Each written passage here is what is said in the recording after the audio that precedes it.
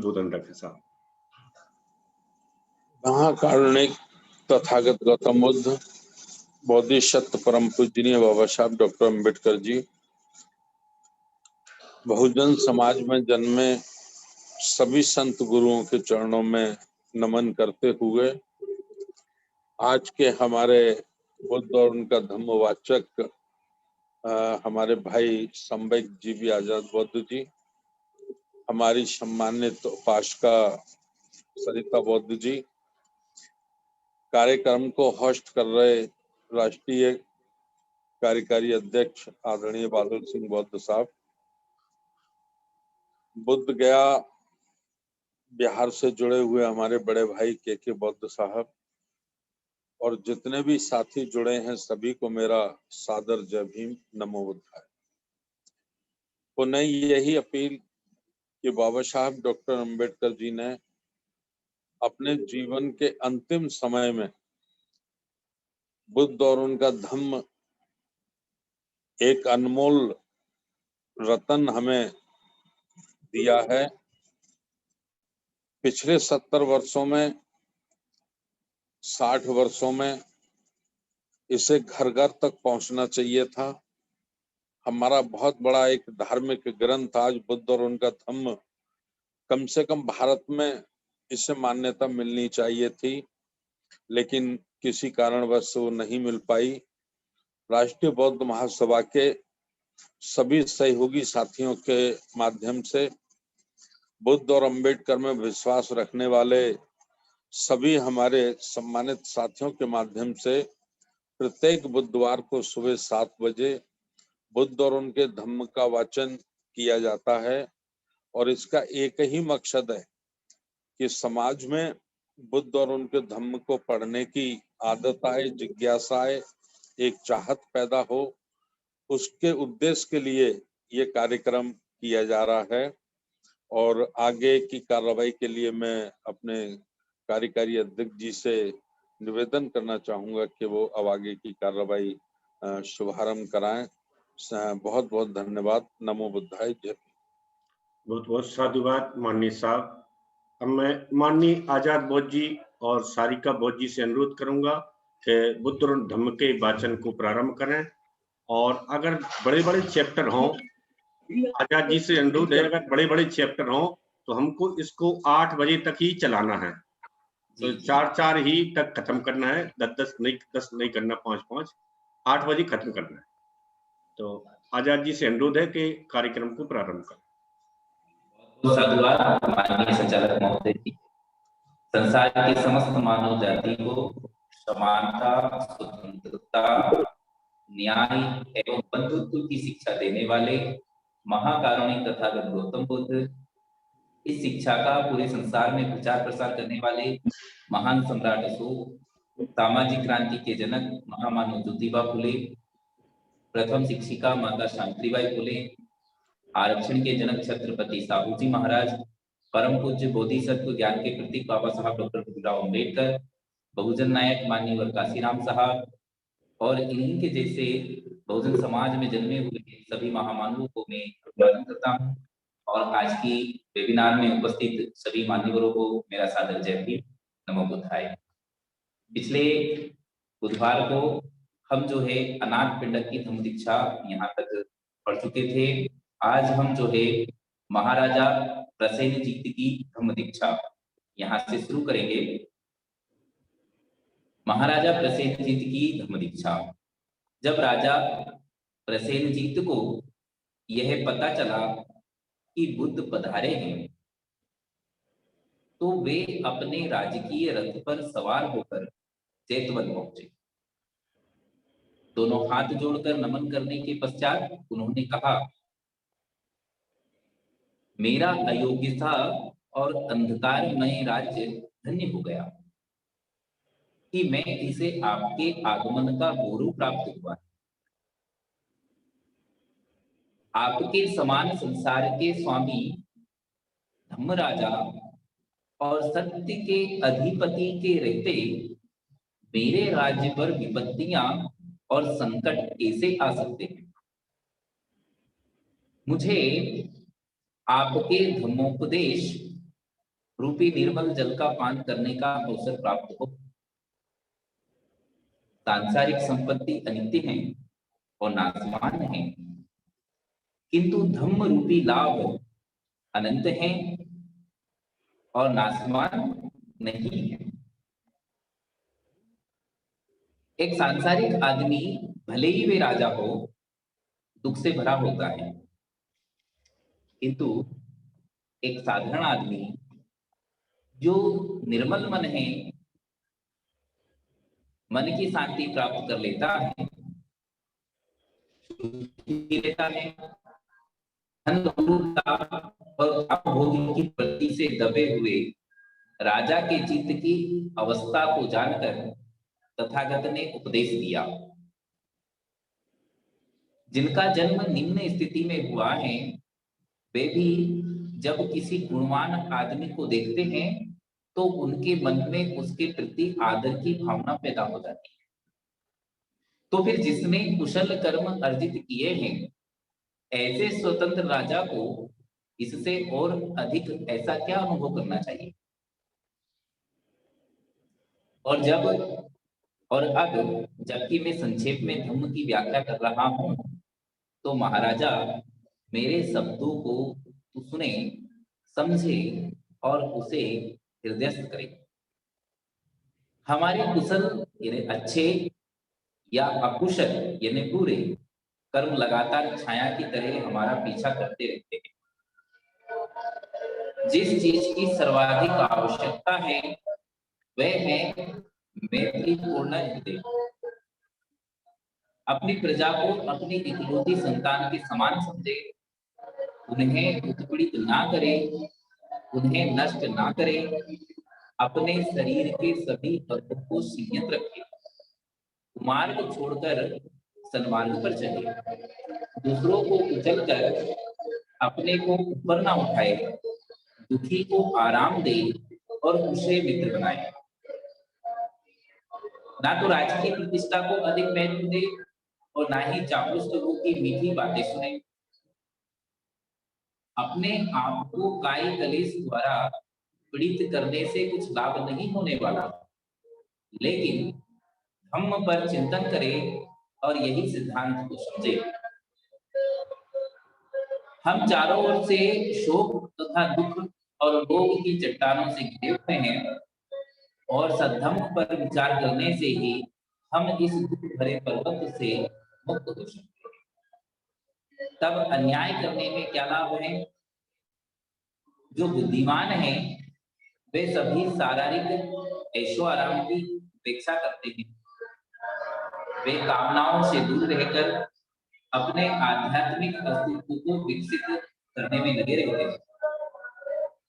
जब कोई वृक्ष भयानक आग से जल रहा हो तो पक्षी उस वृक्ष पर कैसे एकत्र हो सकते। जहां राग है वहां सत्य कैसे रह सकता है।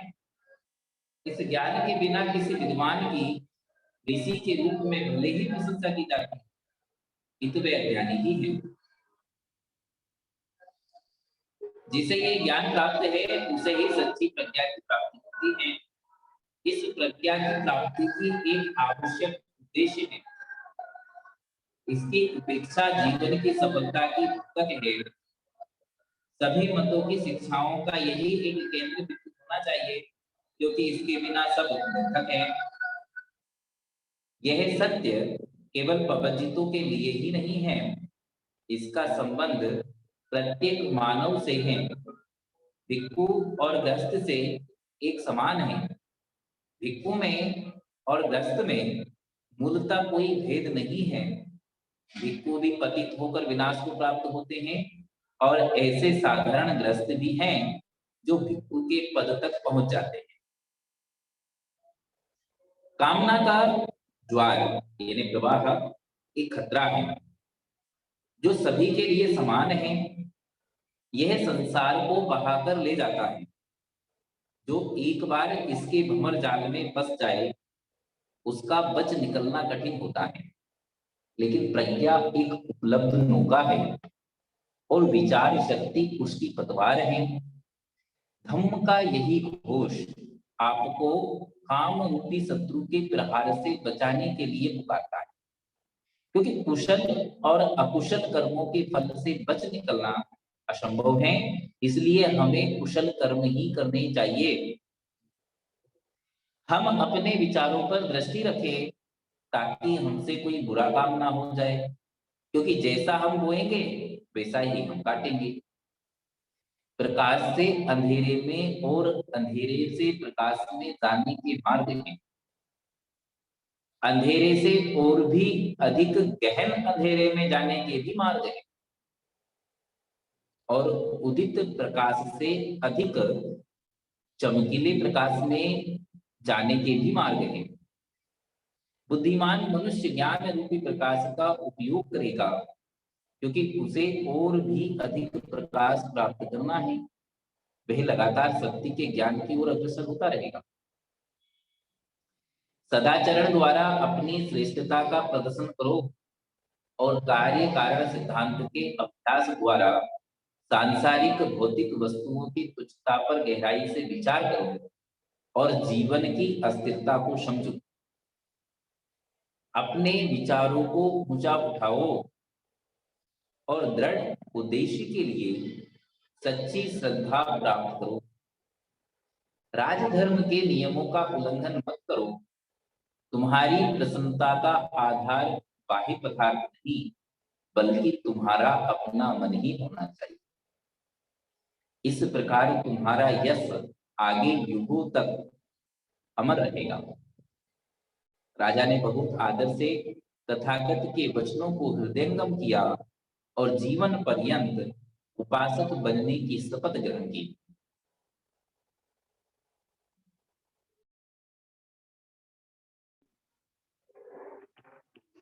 जय भीम। नवोध्याय। राज चिकित्सक जीवक की धम्म दीक्षा। जन्म के तुरंत बाद अवैध संतान होने के कारण जीवक राजगृह की एक वेश्या शालवती का पुत्र था। जन्म के तुरंत बाद अवैध संतान होने के कारण उसे एक टोकरी में रखकर कूड़े की एक ढेरी पर फेंक दिया गया था। बहुत बड़ी संख्या में लोग कूड़े के ढेर के पास खड़े होकर बच्चे को देख रहे थे। राजकुमार अभय का उधर से गुजरना हुआ। उनके पूछने पर लोगों ने बताया यह जीवित है। इसी कारण से उसका नाम जीवक पड़ा। राजकुमार अभय ने उसे गोद ले लिया और उसका पालन पोषण किया। जब जीवक बड़ा हुआ तो उसे पता लगा कि किस प्रकार उसको बचाया गया था। उसकी तीव्र अभिलाषा हुई कि वह दूसरों का जीवन बचाने के लिए स्वयं को समर्थ बनाए। इसीलिए वह राजकुमार अभय को बिना बताए ही तक्षशिला विश्वविद्यालय चला गया और वहां उसने 7 वर्ष तक चिकित्सा शास्त्र का अध्ययन किया। राजगृह लौटकर उसने चिकित्सक के रूप में इलाज करना आरंभ किया और बहुत ही कम समय में अपने पेशे में नाम और प्रसिद्धि प्राप्त कर ली। उसने सर्वप्रथम साकेत के एक सेठ की पत्नी का इलाज किया और उसको रोग मुक्त करने पर उसे 16,000 का आकर्षण, एक दासी, एक दास और घोड़े सहित एक गाड़ी मिली। उसकी प्रसिद्धि जानकर राजकुमार अभय ने उसे अपने ही भवन में रहने को आवास दिया। राजगृह में ही उसने राजा बिम्बसार का भयानक भंगदर रोग ठीक किया। कहा जाता है कि इसके लिए उसे राजा बिम्बसार की 500 रानियों के आभूषण पुरस्कार में प्राप्त हुए। जीवक की अन्य उल्लेखनीय चिकित्साओं में उसकी एक वह शल्य चिकित्सा थी जो उसने राजगृह के एक सेठ की खोपड़ी पर की थी, और दूसरी बनारस के उस श्रेष्ठी पुत्र की जो अंतड़ियों के भयानक रोग से पीड़ित था। जीवक को राजा तथा उनकी रानियों का राज चिकित्सक नियुक्त किया गया, लेकिन जीवक की तथागत के प्रति बहुत आसक्ति एवं श्रद्धा थी। परिणाम स्वरूप वह बुद्ध और संघ के भी चिकित्सक बने। वह तथागत के उपासक बन गए। बुद्ध ने उन्हें भिक्खु नहीं बनाया, क्योंकि वह चाहते थे कि वह स्वतंत्र रहकर चिकित्सा द्वारा रोगियों को आहतों की सेवा करते रहें। जब महाराजा बिम्बसार की मृत्यु हो गई, तो जीवक उनके पुत्र अजातशत्रु के भी चिकित्सक बने रहे, और पितृ हत्या का अपराध करने वाले अजातशत्रु को बुद्ध के पास लाने में भी मुख्य भूमिका उन्हीं की रही। रट्टपाल की हत्या। एक बार जब संघ सहित बुद्ध कुरु देश में चारिका कर रहे थे, तो वह कुरु जनपद के ही थुल्लकोटित नाम के एक निगम में ठहरे। जब कुरुवासियों को उनके आने का पता चला, तो वे श्रद्धा एवं सम्मान अर्पित करने के लिए बुद्ध के पास पहुंचे। जब वे आकर बैठ गए, तब तथागत ने उन्हें धम्मोपदेश दिया। बुद्ध से धम्मोपदेश श्रवण कर चुकने पर थुल्लकोटित के गृहपतियों ने उनके प्रति आभार प्रकट किया। वे उठे और श्रद्धा पूर्वक नमन करके विदा हो गए। उन गृहपतियों के बीच रट्टपाल नाम का एक तरुण भी बैठा था, जो उस जगह के एक अग्रणी परिवार का वंशज था। उसके मन में आया, जहां तक मैं समझ सका हूं, जिस सिद्धांत का बुद्ध ने धम्मोपदेश दिया है, वह उस व्यक्ति के लिए सरल नहीं है जो गृहस्थी में रहते हुए जीवन को पूर्णता, निर्मलता और श्रेष्ठता से व्यतीत करना चाहता है।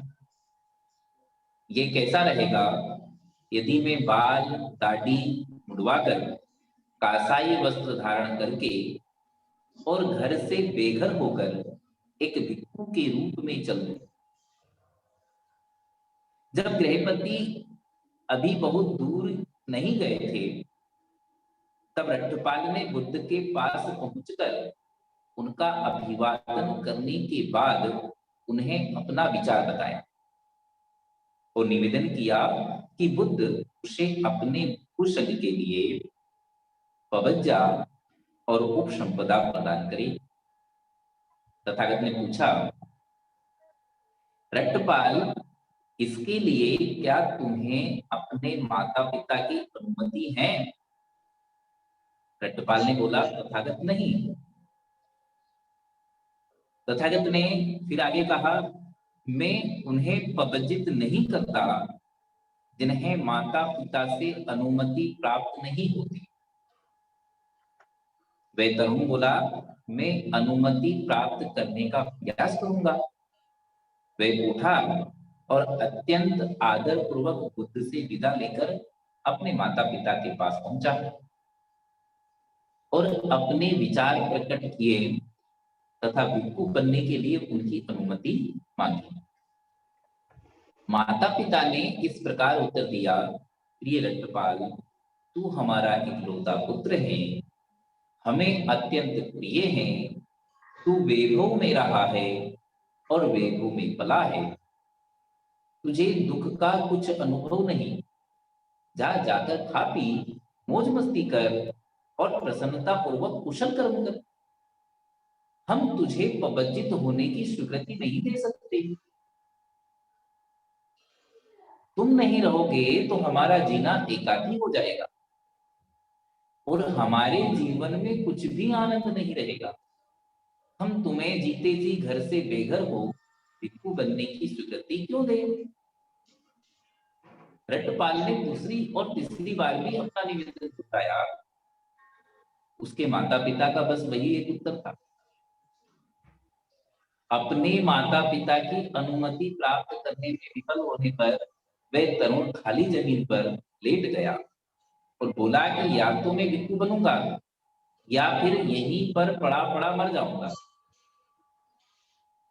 उसके माता पिता ने भिक्षु बनने के प्रति अपना विरोध दोहराते हुए उससे उठ बैठने का बहुत आग्रह किया, लेकिन रट्टपाल एक भी शब्द नहीं बोला।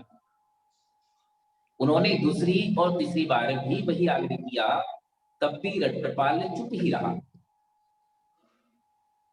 उसके माता पिता ने रट्टपाल के मित्रों को बुलाया और उनको सारी बात बताकर उनसे कहा कि वे भी अपनी ओर से रट्टपाल से वही आग्रह करें जो उन्होंने किया था।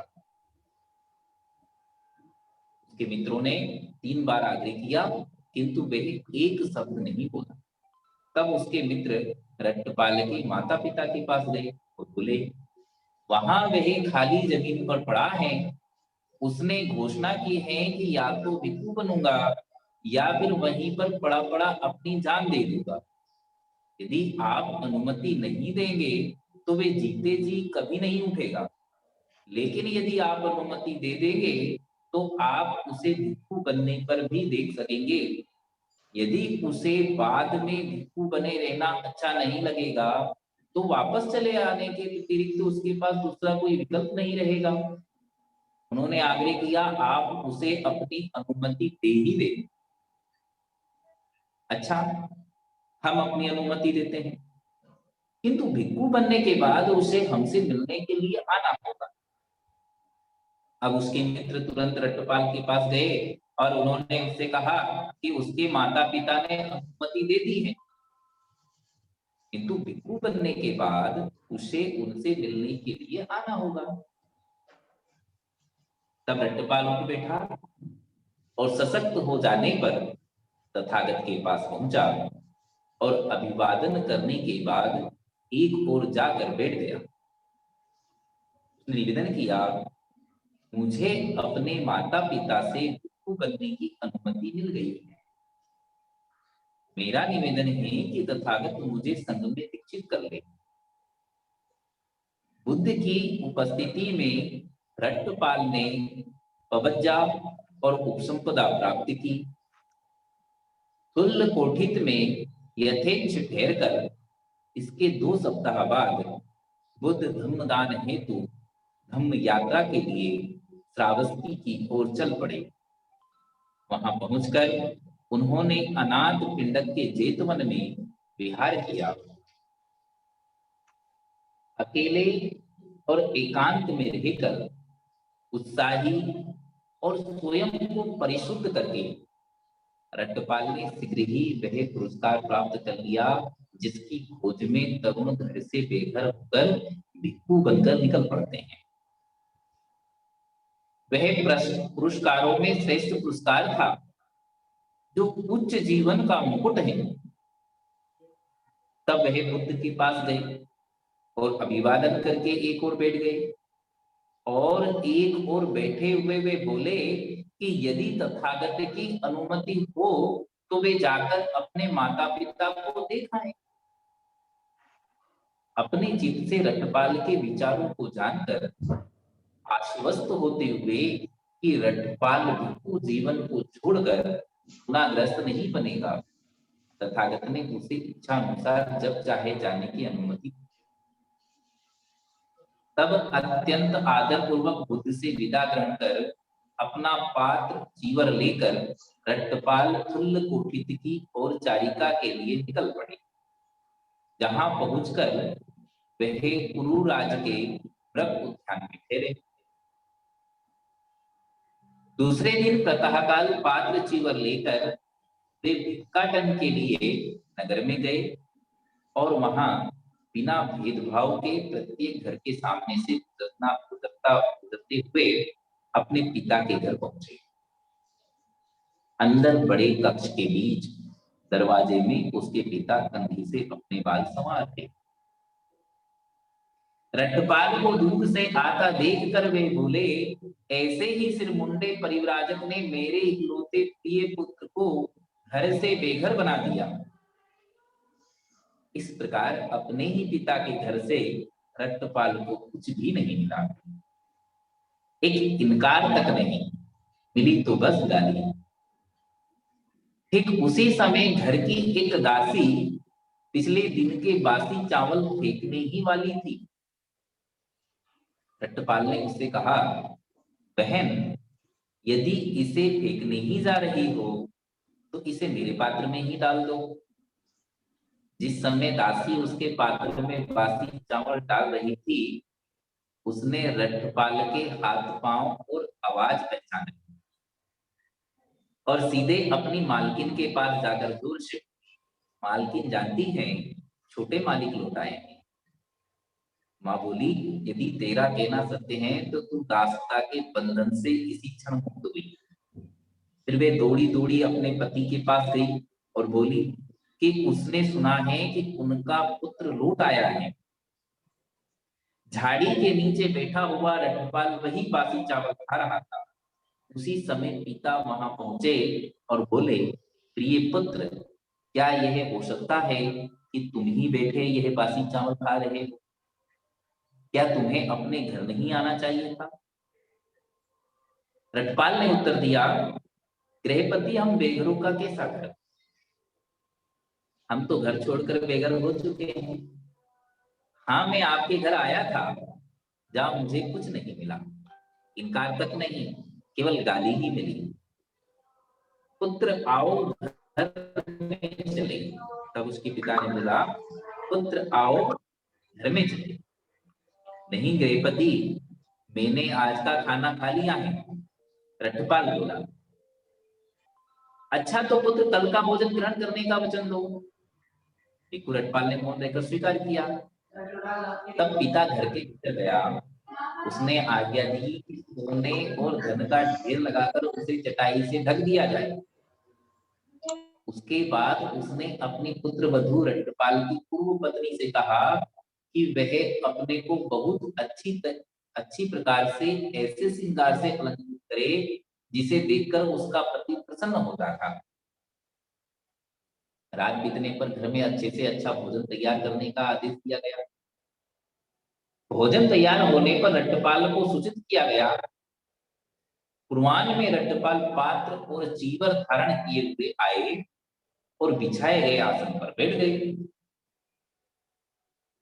तब उस सोने के ढेर पर से चटाई हटाने का आदेश देकर रट्टपाल के पिता ने कहा, यह तुम्हारा मातृधन है, यह तुम्हारा पितृधन है और वह तुम्हारे दादा के समय से चला आया धन है।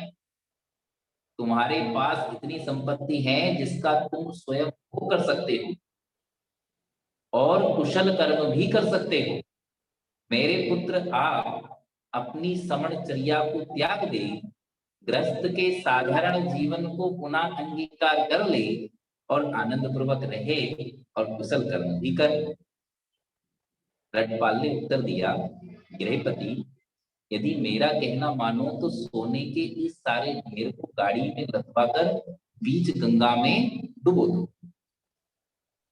ये किस लिए? क्योंकि इससे तुम्हें केवल दुख, दौर्मनस्य, क्लेश, मन और शरीर की पीड़ा और कष्ट ही होने वाला है। उसके पांव पकड़कर रट्टपाल की पत्नी पूछने लगी कि आखिर वे देवी अप्सराएं कैसी हैं जिनके लिए वह इस उच्च जीवन का वास कर रहा है? रट्टपाल ने उत्तर दिया, बहन, इन्हीं भी अप्सराओं के लिए नहीं, अपने लिए बहन का संबोधन सुनकर वे मूर्छित होकर जमीन पर गिर पड़ी। पाल ने पिता से कहा, गृहपति, यदि भोजन देना है तो दो, पर कष्ट मत दो। मेरे पुत्र, भोजन तैयार है, खाना आरंभ करो। कहकर पिता ने रट्टपाल को पेट भर उत्तम भोजन करवाया।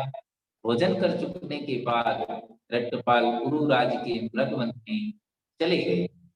जहां पहुंचकर वह मध्याह्न की कड़ी धूप के समय एक वृक्ष की छाया के नीचे बैठ गए।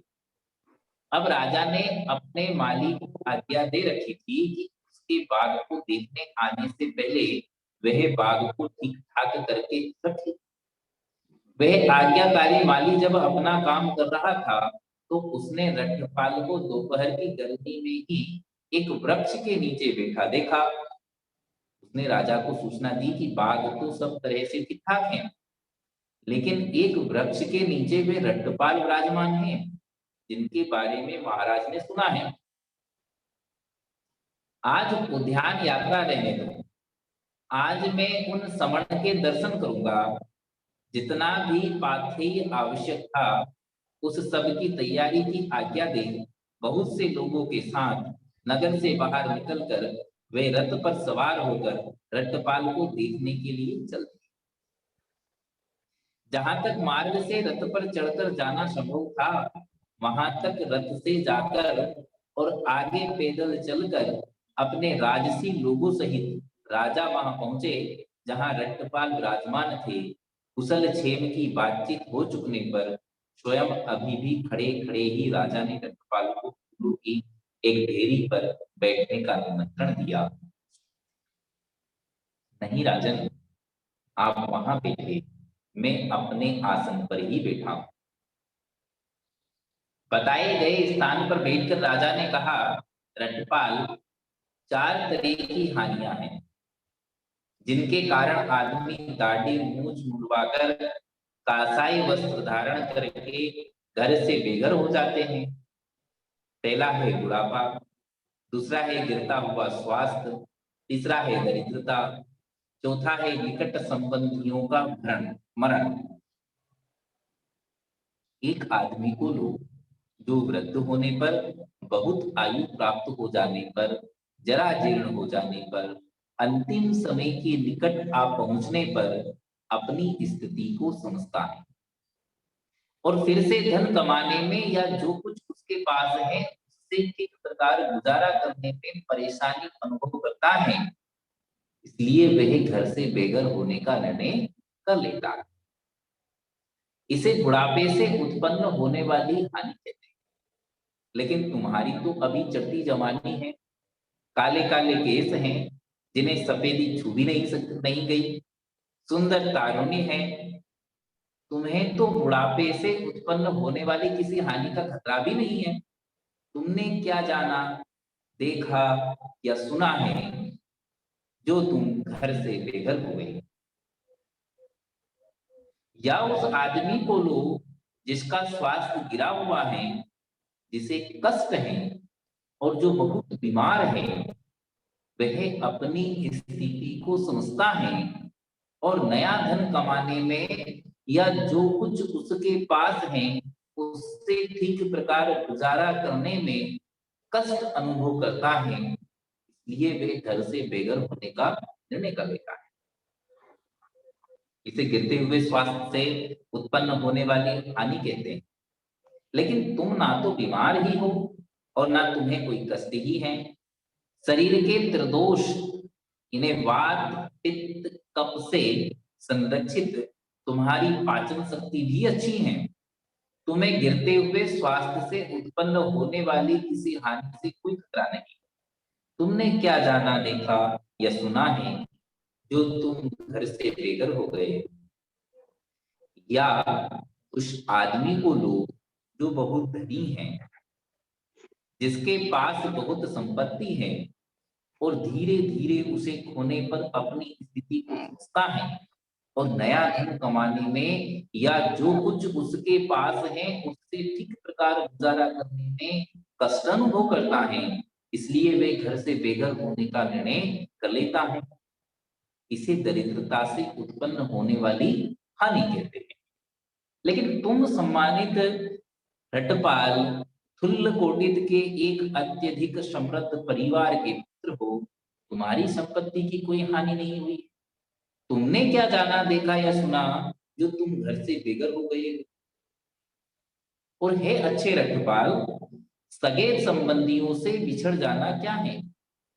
जैसे किसी के अनेक मित्र और परिचित हो सगे संबंधी हो, किंतु धीरे धीरे वे नातेदार कम होने लगे।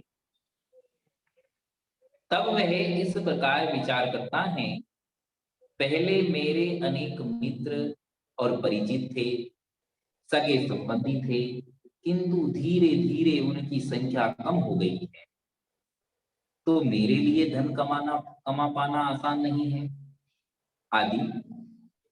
इसलिए इस प्रकार संबंधियों की हानि हो जाने पर वह बाल और दाढ़ी मुड़वा कर कासाई वस्त्र धारण करके घर छोड़कर बेघर हो जाता है। इसे संबंधियों के मरण से उत्पन्न होने वाली हानि कहते हैं। लेकिन तुम्हारे तो मित्रों और सगे संबंधियों की कमी नहीं, तुम्हें तो सगे संबंधियों के मरण से उत्पन्न होने वाली कोई हानि भी नहीं है। तुमने क्या जाना देखा या सुना कि तुम घर से बेघर हो गई? राजन, तब रट्टपाल ने राजन को उत्तर दिया, राजन, मैं घर से बेघर इसलिए हो गया कि मैंने बुद्ध से वे 4 सत्य जाने, देखे और सुने जिन्हें सर्वज्ञानी और सर्वद्रष्टा सम्यक संबुद्ध ने प्रतिपादित किया है। पहला है, संसार अनित्य है, निरंतर परिवर्तनशील है। दूसरा है, संसार का कोई रक्षक या संरक्षक नहीं है। तीसरा है, हमारा कुछ भी नहीं है, हमें सभी कुछ पीछे छोड़ जाना है। चौथा है, तृष्णा के वशीभूत होने से संसार दुखी है। जब यह राजा ने सुना तो राजा ने कहा, यह अद्भुत है, यह विस्मयकारी है। राजा ने कहा, इस विषय में तथागत का कथन कितना सत्य है।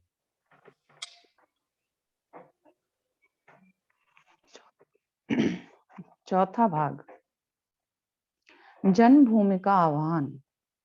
शुद्धोधन से अंतिम भेंट।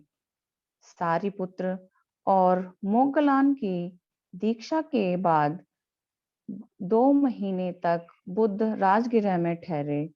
उनके पिता शुद्धोधन ने यह सुना कि तथागत राजगृह में विराजमान है, तो उन्होंने संदेश भिजवाया, मैं मरने से पूर्व अपने पुत्र को देखना चाहता हूँ।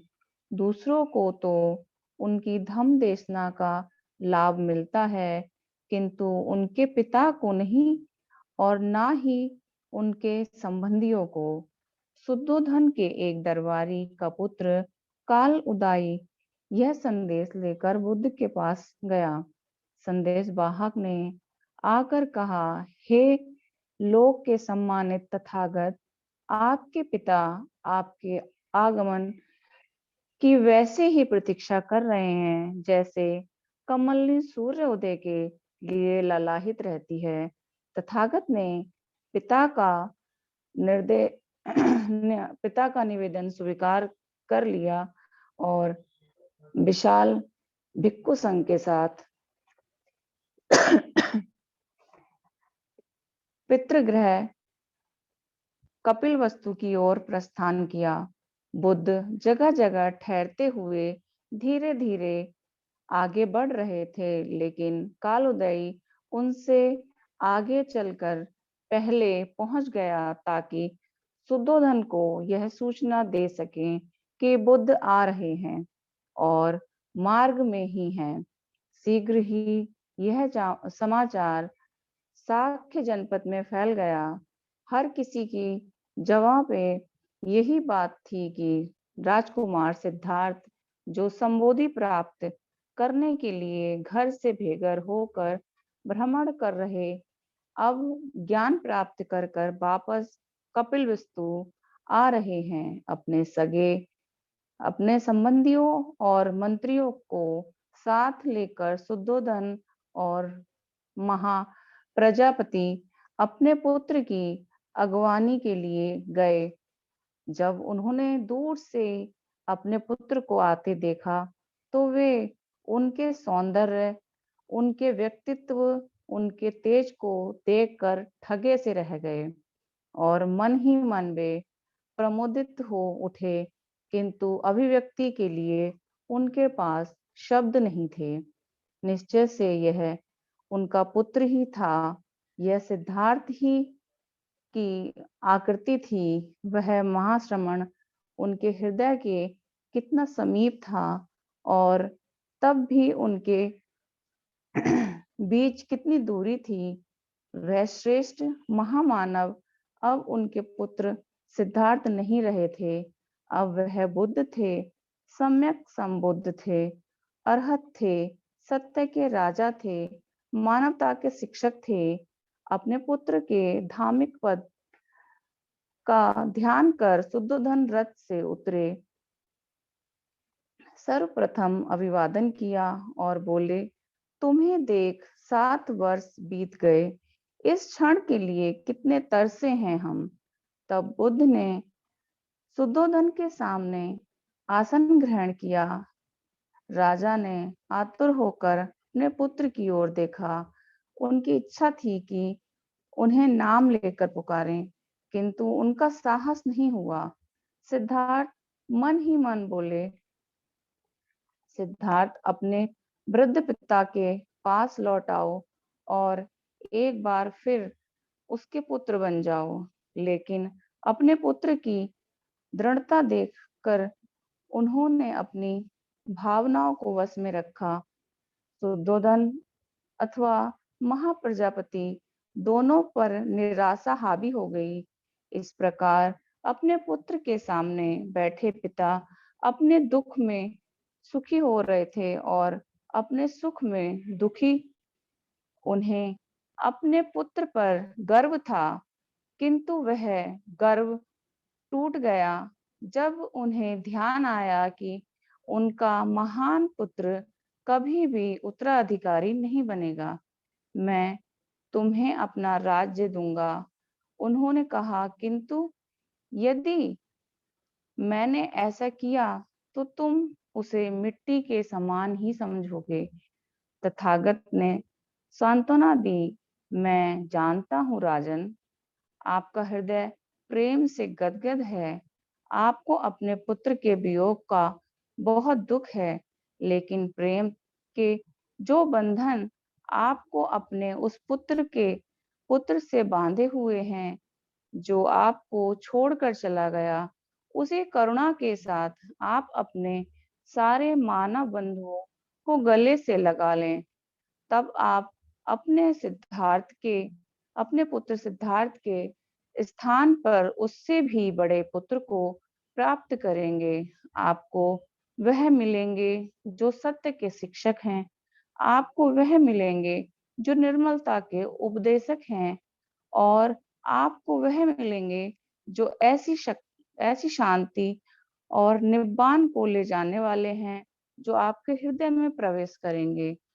जब शुद्धोधन ने अपने पुत्र बुद्ध के ये मधुर वचन सुने तो वह प्रसन्नता के मारे कांपने लगे। वह हाथ जोड़कर और आंखों में आंसू भरकर बोले, अद्भुत परिवर्तन है। दुखी हृदय शांत हो गया। पहले मेरे हृदय पर पत्थर पड़ा था, किंतु अब मैं आपके महान त्याग का फल प्राप्त कर रहा हूँ।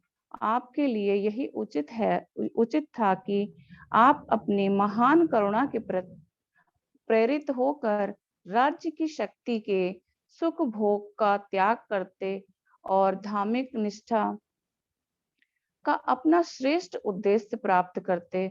अब धम्म पद की खोज करने के बाद आप निब्बान की इच्छा रखने वालों को धम्म उपदेश दे सकते हैं। भिक्षु संघ सहित बुद्ध उस उद्यान में विराजमान रहे, जबकि शुद्धोधन वापस लौट आए। अगले दिन तथागत ने भिक्षा पात्र लिया और कपिलवस्तु में भिक्षाटन के लिए निकल पड़े। यह समाचार तुरंत फैल गया। जिस नगर में कभी सिद्धार्थ रथ पे रथ में बैठ अपने सेवकों के साथ सवारी के लिए निकले थे। आज उसी नगर में भिक्खा पात्र हाथ में लिए हुए घर घर में भिक्खा के लिए विचर रहे हैं। उनके चीवर का रंग लाल मिट्टी के ही समान है और हाथ में भिक्षा पात्र भी मिट्टी का ही है। इस अपूर्व जन प्रवाद को सुनकर शुद्धोदन शीघ्रता से वहां पहुंचे और बोले, आप इस प्रकार मेरा अपयश क्यों करवा रहे हैं? क्या आप यह नहीं जानते कि मैं आप और आपके भिक्षु संघ को आसानी से भोजन करा सकता हूँ? तथागत ने उत्तर दिया, यह हमारी वंश परंपरा है। लेकिन यह कैसे हो सकता है? हमारे वंश में कभी भी किसी ने भोजन के लिए भिक्षा नहीं मांगी। राजन, निश्चय से आप और आपका वंश राजाओं का वंशज होने का दावा कर सकता है, किंतु मेरा वंश तो बुद्ध का वंश है। उन्होंने भोजन के लिए भिक्षा ही मांगी और हमेशा भिक्षा पर ही निर्भर रहे। शुद्धोदन ने कोई उत्तर नहीं दिया। तथागत आगे बोले, यह परंपरा है कि जब किसी को कहीं छिपा हुआ खजाना मिल जाए तो उसमें से जो बहुमूल्य रत्न हो वह लाकर उसे अपने पिता को ही भेंट करता है। इसीलिए मुझे आपको यह वह खजाना देने दो जो धम्म है। और तथागत ने अपने पिता से कहा, यदि आप अपने आप को इन मिथ्या स्वप्न जालों से मुक्त करें, यदि आप सत्य को देखें, यदि आप अप्रमादी बने रहें और यदि आप सधम्म रूपी निर्मल पथ पर ही चलें तो आपको निब्बान प्राप्त होगा। शुद्धोदन ने मौन रहकर ये शब्द सुने और फिर उत्तर दिया, पुत्र, आपके कथनानुसार आचरण करने का भरसक प्रयास करूंगा। आज 8 बजने वाले हैं।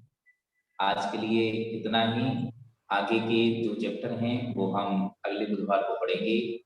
सभी मान्यवरों ने बड़े ही ध्यानपूर्वक सुना, इसलिए सभी को बहुत बहुत साधुवाद, बहुत बहुत मंगल कामनाएं। जय भीम, नमो बुद्धाय।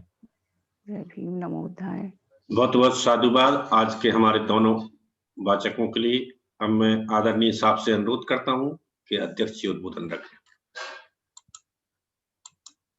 उन्हें एक बार फिर संत गुरुओं के चरणों में नमन, बहुत बहुत साधुवाद, बहुत बहुत आभार अपने सम्यक जी भी आजाद बौद्ध जी का, अपनी उपासिका छोटी बहन सारिका बौद्ध जी का, और जो साथी इसमें जुड़े उन सभी का बहुत बहुत धन्यवाद, बहुत बहुत आभार।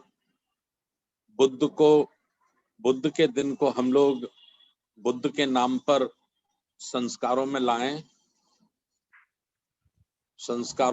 बुद्ध के दिन को। और आज बुधवार को हम लोग अपने घर परिवार में खीर बनाने का प्रचलन शुरू करें। अपने घर में तो हम खीर बनाएं, कोशिश करें हम अपने नातेदार, रिश्तेदार, पड़ोसियों के यहाँ भी खीर बनाने की प्रथा शुरू करें। एक पहचान बौद्ध होने की हमें स्थापित करनी है। इसलिए बुद्ध का दिन बुद्ध के नाम, बुद्ध की शाम बुद्ध के नाम, ये अभियान हमें बहुत तेज करना चाहिए। हमारे के बौद्ध जो बुद्ध गयास हैं पिछले 10 वर्षों से इस अभियान में लगे हैं और हमें भी इसे ताकत देनी चाहिए। तो ये मैं निवेदन करना चाहता हूँ। और कार्यक्रम की अभी हम सब लोग पुनः एक बार और अपील कर दूं, 13 मार्च, 14 मार्च और 15 मार्च आगरा में 3 दिन महामानव मान्यवर काशीराम साहब की जन्म जयंती के शुभ अवसर पर बहुजन समाज समीक्षा दिवस आयोजित किया गया है। उसमें आप सब लोग सम्मान के साथ आमंत्रित हैं। आप सभी साथी आए, आपका स्वागत है आगरा में। और हम लोग इकट्ठा होकर संगति करें, संगति करके मान्यवर साहब और महापुरुषों के जीवन पे चर्चा करें। और साहु फुले अम्बेडकर और मान्यवर काशीराम साहब तथागत गौतम बुद्ध की दिशा निर्देशन में के अनुसार भारत को प्रबुद्ध भारत, बौद्धमय भारत बनाने के लिए आगामी हमें क्या काम करना है और कैसे काम करना है, कैसे संपूर्ण भारत के 140 करोड़ लोग बुद्ध की धारा में बहें, बुद्ध का प्रभाव संपूर्ण भारत पर हो, इस किस्म की प्लानिंग और चर्चा हम सब लोग करेंगे। तो इसके लिए मैं आप लोगों को सम्मान के साथ आगरा के लिए आमंत्रित करता हूं। आप आए, अपने मित्रों के साथ आए, आपका बहुत बहुत स्वागत है। और अब कार्यक्रम को समाप्त करने के लिए मैं माननीय बादल सिंह बौद्ध साहब से निवेदन करना चाहता हूं कि वो सब्बे सत्ता मंगल गाथा के माध्यम से आज के बुद्ध वाचन कार्यक्रम का समापन करें। और सभी का पुनः एक बार फिर धन्यवाद, सभी को बहुत बहुत बधाई। नमो बुद्धाय, जय भीम। बहुत साधुवाद माननीय साहब। अब मैं सभी साथियों को माइक अनम्यूट करने की अनुमति देता हूं। और आज माता सावित्रीबाई फुले महापरिनिर्वाण दिवस है, तो हम सभी राष्ट्रीय बौद्ध महासभा की ओर से उनको सम्मान मान वंदना हेतु उनको सशक्त नमन करते हैं।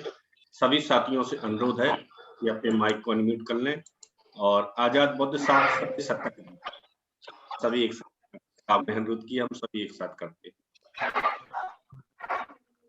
सब्बे सत्ता सुखी होन्तु, सब्बे होन्तु सखे बिनो सब्बे भद्राणि पश्यन्तु मा किंचित् दुःखमागमा।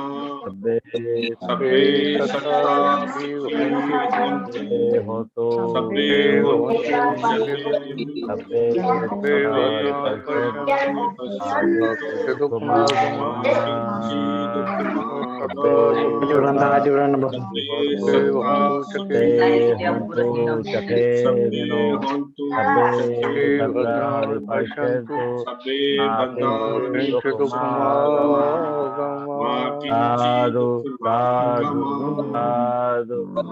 बुद्धं नमामि, धम्मं नमामि, संघं नमामि।